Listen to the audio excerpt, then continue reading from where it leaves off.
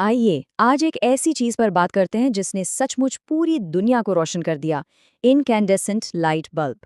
दिखने में ये जितना सीधा साधा लगता है ना, इसका इतिहास उतना ही उलझा हुआ, विवादों से भरा और एकदम ड्रामेटिक है। और आज के दौर में इस बेचारी रोजमर्रा की चीज को एक भारी उथल पुथल से गुजरना पड़ रहा है।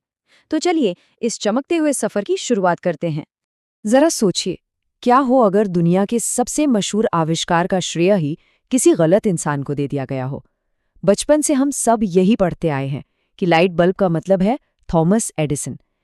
लेकिन सच्चाई सच्चाई इससे कहीं ज्यादा दिलचस्प है। एडिसन वाली ये कहानी तो पूरी पिक्चर का बस एक छोटा सा हिस्सा है। असली खेल तो कुछ और ही था। सेक्शन 1, अकेले आविष्कारक का भ्रम और दुनिया को रोशन करने की एक भारी होड़। सच कहूं तो बल्ब का आविष्कार रातों रात हुआ। कोई चमत्कार नहीं था जहां अचानक दिमाग की बत्ती जल गई हो। यह तो दशकों तक चलने वाली एक लंबी मैराथन थी। एडिसन के सफल होने से बहुत पहले ही कई जीनियस इस पर दिमाग लगा चुके थे। 1802 में हम्फ्री डेवी ने प्लैटिनम की पट्टी से शुरुआत की। फिर 1838 में मार्सेलिन जॉबार्ड कार्बन वैक्यूम लेकर आए। 1874 में हेनरी वुडवर्ड ने नाइट्रोजन ट्यूब बनाई और 1878 में जोसेफ स्वॉन ने कार्बन रॉड का इस्तेमाल किया। और फिर 1879 में जाके थॉमस एडिसन एक ऐसा बल्ब लेकर आए जो असल में काम का था। तो ये किसी एक का नहीं बल्कि कई लोगों की मेहनत का नतीजा था। अब 1874 वाले पड़ाव पर जरा गौर करते हैं। ये बड़ा ही दिलचस्प है। एडिसन के उस मशहूर काम से पूरे 5 साल पहले कनाडा के 2 लोगों ने एक पेटेंट फाइल किया था। एक थे मेडिकल स्टूडेंट हेनरी वुडवर्ड और दूसरे थे एक होटल चलाने वाले मैथ्यू एवांस। इन्होंने नाइट्रोजन से भरी एक ट्यूब के अंदर कार्बन फिलामेंट लगाकर एक बल्ब का पेटेंट लिया था। अपने समय के हिसाब से ये एकदम जीनियस आइडिया था। लेकिन फिर एक ऐसी गड़बड़ हुई जिसने पूरी कहानी पलट दी। प्रोफेसर एलिहू थॉमसन के ये शब्द उस ऐतिहासिक भूल को बिल्कुल सही तरीके से पकड़ते हैं।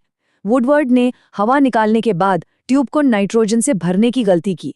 बस एक छोटी सी रासायनिक चूक। अगर उन्होंने उस ट्यूब को सिर्फ वैक्यूम ही छोड़ दिया होता तो शायद आज एडिसन की जगह कमर्शियल लाइट बल्ब के आविष्कारक के रूप में उनका नाम इतिहास में दर्ज होता। है ना कमाल की बात। अब हुआ यूं कि वुडवर्ड और इवांस का सारा पैसा खत्म हो गया और मजबूरी में उन्हें अपना पेटेंट बेचना पड़ा। और इसे खरीदा किसने? थॉमस एडिसन ने। देखिए, एडिसन की असली ताकत सिर्फ नई चीजें खोजना नहीं थी। उनकी असली मास्टरी थी सही पेटेंट खरीदना और अलग-अलग पुर्जों को जोड़कर एक ऐसी चीज बनाना जो असल में बाजार में बिक सके। उन्होंने इस कनाडाई पेटेंट को लिया और उसे एक ऐसा रूप दिया जो दुनिया बदल दे। सेक्शन 2, फिलामेंट का विकास, लंबे समय तक जलने वाले तार की खोज। उस दौर की सबसे बड़ी इंजीनियरिंग चुनौती यही थी कि एक ऐसा पदार्थ ढूंढा जाए जो बहुत तेज रोशनी दे लेकिन तुरंत जलकर राख ना हो जाए। ये पूरा खेल इनकैंडेसेंस यानी ताप दीप्ति की फिजिक्स पर टिका है।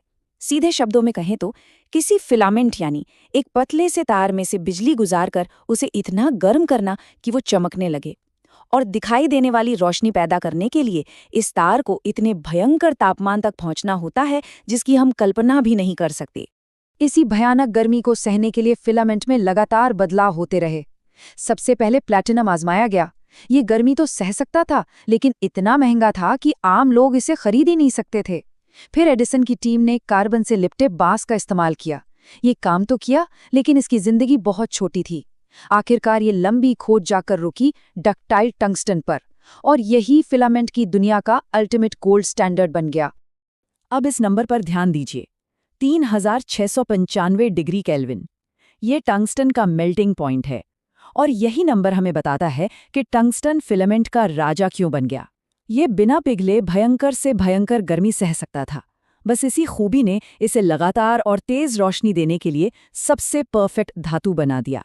हालांकि सिर्फ टंगस्टन लगा देना ही काफी नहीं था। इसे भाप बनकर उड़ने या कांच को अंदर से काला करने से रोकने के लिए जबरदस्त इंजीनियरिंग लगानी पड़ी।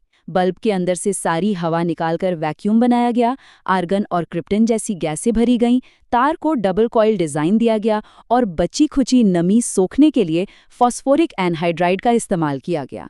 मतलब ये छोटा सा बल्ब अपने आप में इंजीनियरिंग का एक बहुत बड़ा चमत्कार था। सेक्शन 3, दक्षता यानी एफिशिएंसी की समस्या। इस चमकते हुए तार की सबसे बड़ी खामी। अब यहाँ एक बहुत ही दिलचस्प सवाल खड़ा होता है। बल्ब जितनी बिजली खींचता है, वो सारी पावर आखिर जाती कहाँ है? ये सवाल हमें इस बल्ब के ऐतिहासिक रोमांस से निकालकर ऊर्जा की एकदम ठंडी और कठोर फिजिक्स के सामने लाकर खड़ा कर देता है। और यहाँ सामने आती है सबसे हैरान करने वाली सच्चाई। दुनिया का ये सबसे लोकप्रिय लाइट बल्ब अपनी 95% ऊर्जा को महज गर्मी यानी हीट में बर्बाद कर देता है। जी हाँ, 95%। और सिर्फ 5% ऊर्जा ही दिखाई देने वाली रोशनी में बदल पाती है। अगर तकनीकी नजरिए से देखें तो ये रोशनी देने वाला उपकरण कम और एक छोटा सा हीटर ज्यादा है, जो गलती से थोड़ी सी रोशनी भी दे देता है। इस टेबल को देखिए। इनकैंडेसेंट तकनीक के पतन का पूरा गणित यहाँ साफ साफ दिख रहा है। जहाँ एक पुराना इनकैंडेसेंट बल्ब 1 वॉट में सिर्फ 13 से 17 लुमेन की रोशनी देता है, वहीं CFL 60 लुमेन और आज के LED लगभग 100 लुमेन प्रति वॉट की शानदार रोशनी देते हैं। ये सीधा सा गणित बिना किसी शक के साबित कर देता है कि इस पुरानी तकनीक का जाना तो बिल्कुल तय ही था। सेक्शन 4, वैश्विक फेज आउट, इस युग के अंत का कानून।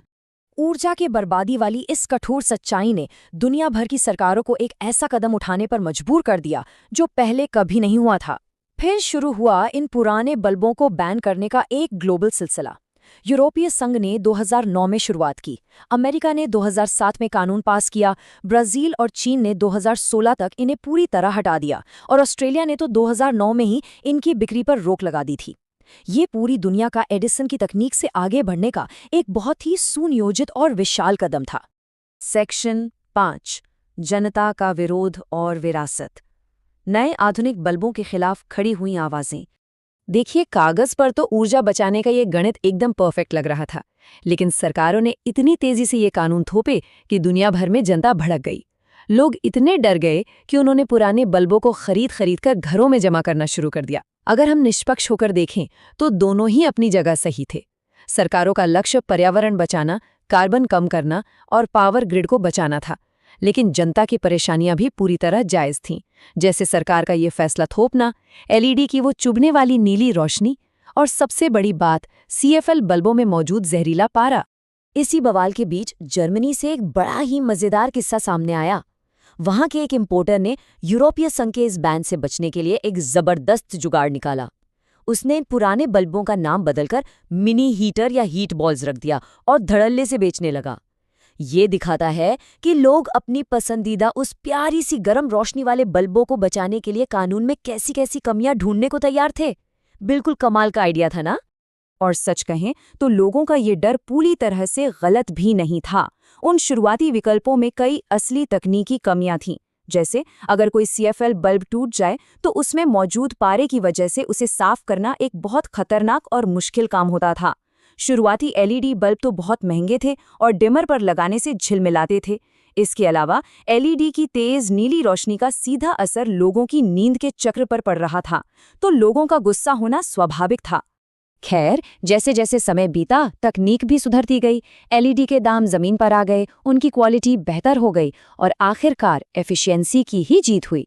आज आप बाजार में देखिए, LED का पूरी तरह से दबदबा है और हमारा वो 150 साल पुराना प्यारा इनकैंडेसेंट बल्ब वो अब महज इतिहास का एक अवशेष बनकर रह गया है। तो चलिए इस सफर को एक बहुत ही दिलचस्प सवाल के साथ खत्म करते हैं। जैसे जैसे हम बेहतर और कुशल भविष्य के लिए नियम बनाते जा रहे हैं, जरा सोचिए रोजमर्रा की और कौन सी ऐसी परफेक्ट लगने वाली चीजें हैं जो बहुत जल्द इतिहास के पन्नों में दफन होने वाली हैं। ये सोचने वाली बात है। आज के इस विश्लेषण में साथ जुड़ने के लिए बहुत बहुत धन्यवाद।